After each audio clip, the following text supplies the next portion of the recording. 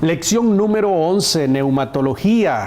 Hemos llegado al final de nuestro curso, aunque usted no lo crea, esta es la última lección. Y después de todo este estudio, usted tiene una visión panorámica de las grandes verdades del texto sagrado, las grandes verdades que la Iglesia ha creído, ha sostenido desde el principio. Y en esta ocasión vamos a hablar de la neumatología. Letra A, introducción. Punto número 1, concepto.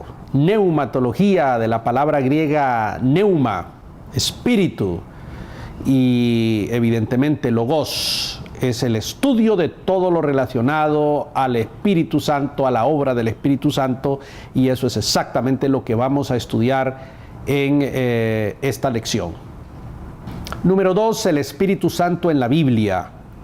El Espíritu Santo, como usualmente nosotros lo vemos en el Nuevo Testamento, creemos que es algo que surge en el Nuevo Testamento en ninguna manera.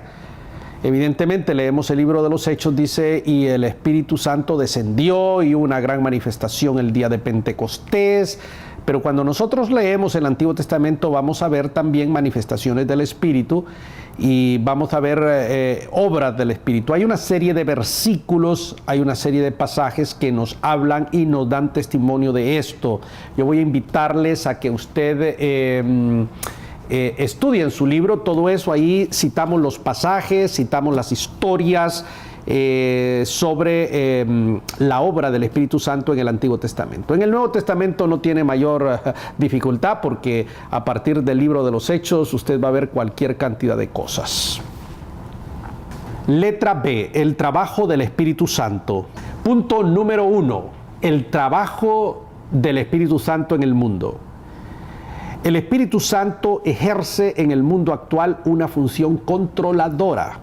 A pesar de la violencia, es decir, las guerras, las muertes, los desastres ecológicos de la naturaleza, a pesar de todos los flagelos que nos abaten, que nos agobian, el Espíritu Santo está trabajando, controla todas estas situaciones, es decir, que Dios tiene la sartén por el mango. Cuando dice la Biblia, yo soy el alfa, yo soy la omega, significa que las decisiones las toma Él. El reino de las tinieblas tiene un controlador. No es al final todo lo que Él quiere. Le voy a poner un ejemplo bíblico para que usted entienda la dimensión de la función controladora. Cuando Satanás hace acto de presencia ante Dios en el caso de Job, y Dios le habla de Job y le da permiso, decreto permisivo, haz esto con Job, pero esto no lo vas a hacer. Entonces le pone un límite y controla su función. El Espíritu Santo controla las cosas, vigila que todas las cosas son como Dios las ha establecido y así son. Así que todo lo que ocurre en el planeta es porque Dios permite que así sea, y algunas otras cosas Él las hace directamente. Esos son los decretos ejecutivos y los decretos permisivos. Número 2, el trabajo del Espíritu Santo en la regeneración. Esto sí quiero dejarlo suficientemente claro. Por más que usted, voy a usar una palabra interesante, se desgalille en el púlpito. Vaya, se lo voy a poner de una forma diferente. Por más que usted use la retórica, la elocuencia, haga alarde de la ciencia de la homilética y conjugue todos los verbos de la manera más correcta y elocuente, no sirve absolutamente de nada si el Espíritu Santo no hace esa obra de convencer al ser humano de juicio, de pecado y de justicia. Es decir, que lo que hace que el corazón del hombre sea transformado, que la mente sea cambiada, es precisamente ese acto del Espíritu Santo, que cuando uno predica la palabra de Dios, el Espíritu Santo entonces hace mella en el espíritu, en el alma del ser humano que está recibiendo aquella palabra. Por eso dice que la fe viene por el oír y el oír viene por la palabra de Dios, y esa palabra tiene un poder intrínseco. De ahí que a través de ella es que el Espíritu opera para convencer al individuo de que se arrepienta. Entonces ahí tenemos la regeneración. que es el acto en el cual el ser humano adquiere una vida nueva, y esto solamente ocurre, repito, a través de la obra del Espíritu Santo. Letra C, morada y bautismo del Espíritu Santo. Número 1, hablemos de la morada del Espíritu Santo. Amigo mío, la Biblia dice en la epístola a los Efesios que el Espíritu de Dios habita por la fe en nuestros corazones. La morada del Espíritu Santo es el hombre. Ahora, tengo que reconocer que hay dos teologías aquí. La teología de la segunda obra de gracia, que dice que el Espíritu Santo viene a morar en el corazón del hombre después de una segunda obra de gracia, posterior a haber aceptado al Señor, posterior a la regeneración. Entonces, a esta morada del Espíritu Santo se le llama santificación. Este es un sector de la iglesia. El otro sector de la iglesia sostiene que el Espíritu Santo viene a morar en el creyente cuando éste se arrepiente de sus pecados, es regenerado, justificado, y entonces recibe al Señor, y por lo tanto el Espíritu Santo mora. Otra vez, lo que hemos venido repitiendo casi desde el principio, esta es una doctrina periférica, no una doctrina pétrea.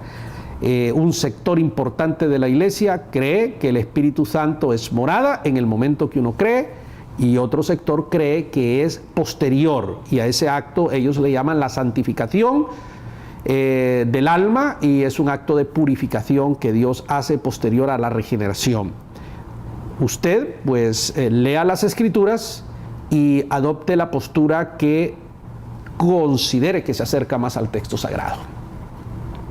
Letra D, dones y fruto del Espíritu Santo.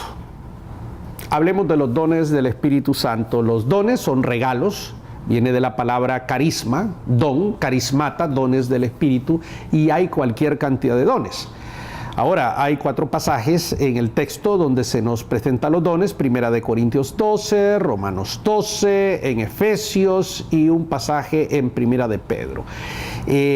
Ahí se enumeran una serie de dones. En el libro usted los va a ver clasificados en un cuadro, etc. Pero realmente los dones sirven para que el individuo pueda usarlos y edificar el cuerpo de Cristo, que es la iglesia.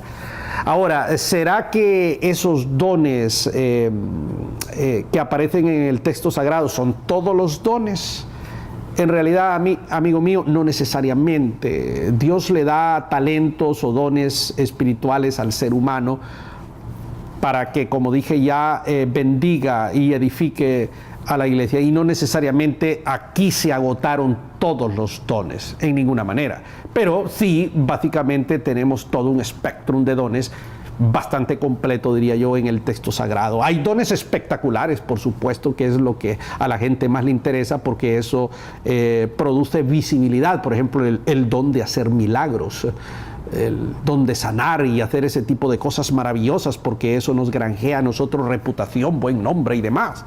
Pero hay un don del Espíritu al que casi nadie le hace caso. Voy a mencionárselo: el de servir. Aunque usted no lo crea, servir es un don del Espíritu, y a veces las personas que sirven son menospreciadas. Son muy apreciadas aquellas que hacen milagro, y si lo hacen por la televisión, mejor todavía, porque lo miran más personas. Pero servir, no muchos están interesados en ese don espiritual. Pero si usted lee la palabra de Dios, dice que el más grande es el que sirve, y que Dios nos da un ejemplo a nosotros de servir y no de ser servido. Así que es importante que nosotros veamos eso. Aparece también ahí el don de lenguas, que en su momento fue un don que causó cierta controversia, especialmente cuando surge el pentecostalismo a principios del siglo XX. Pero es un don del Espíritu, hay una serie de reglas que regula esto.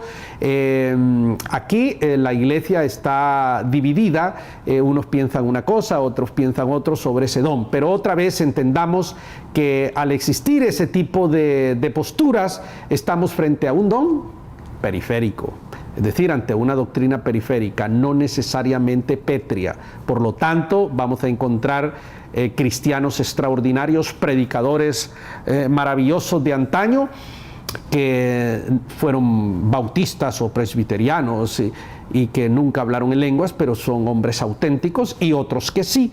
Eso es lo maravilloso del cuerpo de Cristo, que hay diversidad y que en el cuerpo de Cristo personas que somos muy diferentes, pero estamos unidos. Esto es muy importante lo que voy a decir, unidos porque tenemos a un mismo Señor, tenemos un mismo Espíritu, tenemos un solo bautismo, y eso es lo que nos une, y sobre todas las cosas el vínculo perfecto que es el amor. Bien, dejo el tema de los dones y paso al número 2, que es el fruto del Espíritu. Los dones, a diferencia de los frutos, es que los dones, yo puedo tener 1, puedo tener 2, puedo tener 5 dones. El fruto del Espíritu, que se diversifica en 5, pero es en realidad una palabra singular, fruto del Espíritu, eso yo no tengo opción. Si tengo 1, debo tener todos. Es decir, la Biblia nos habla del gozo, de la paciencia, del dominio propio. Eso es parte del fruto del Espíritu. Si tengo 1, tengo todos. No puedo decir tengo la paciencia, pero no tengo el dominio propio. No puedo decir eso, ¿verdad? Porque es singular, hay una unidad. En cambio, con los dones, sí. Puedo decir, tengo el don de sanidad, pero no tengo el don de presidir o el don de servicio, no lo tengo. 2, la llenura del Espíritu. La llenura del Espíritu la vamos a ver contrastada con aquel pasaje de Efesios 5:18, en el cual el apóstol San Pablo nos dice: no os embriaguéis con vino, en lo cual hay disolución, sino sed lleno del Espíritu Santo. El contraste viene en que cuando el ser humano se embriaga de vino, entonces es controlado por los efectos del alcohol, ¿no? Pero cuando la persona se expone para que el Espíritu Santo llene su vida, entonces el ser humano es controlado por el Espíritu Santo. Entonces ahí es donde surge la llenura del Espíritu. La llenura del Espíritu entonces es el acto en el cual el creyente es controlado por Dios. Y esta es responsabilidad del creyente en el sentido de que el creyente debe ser todos aquellos ejercicios espirituales humanos desde su perspectiva para que este control sea eficaz. Cuando nosotros actuamos y cuando nosotros hacemos cosas que nos distancian de esa cercanía, de esa privacidad, de esa intimidad con Dios, entonces es cuando no nos encontramos vacíos, desprovistos y no estamos llenos del Espíritu Santo, controlados. Es ahí cuando somos tentados, es ahí cuando somos llevados por el enemigo a hacer cosas que no conviene hacer. Entonces, la llenura del Espíritu es algo que depende del cristiano mediante los ejercicios espirituales propios de nuestra fe. Amigo mío, aunque usted no lo crea, hemos terminado este fascinante recorrido, estas 11 lecciones maravillosas que nos han puesto en perspectiva la teología sistemática, este tema que nos ubica y que hemos estudiado verdades fundamentales importantísimas de nuestra fe cristiana. En este libro de teología sistemática usted va a poder ahondar sobre los diferentes conceptos, sobre una serie de enseñanzas, argumentaciones, comentarios que van a ser de suprema utilidad para usted. Este es un trabajo condensado que usted podrá ahondar en otros libros, en otros trabajos, hasta que usted llegue a ser un erudito de las doctrinas teológicas tan importantes para la predicación y para la enseñanza de la palabra. Qué bueno que ha estado con nosotros, que el Señor le bendiga. Muchísimas gracias.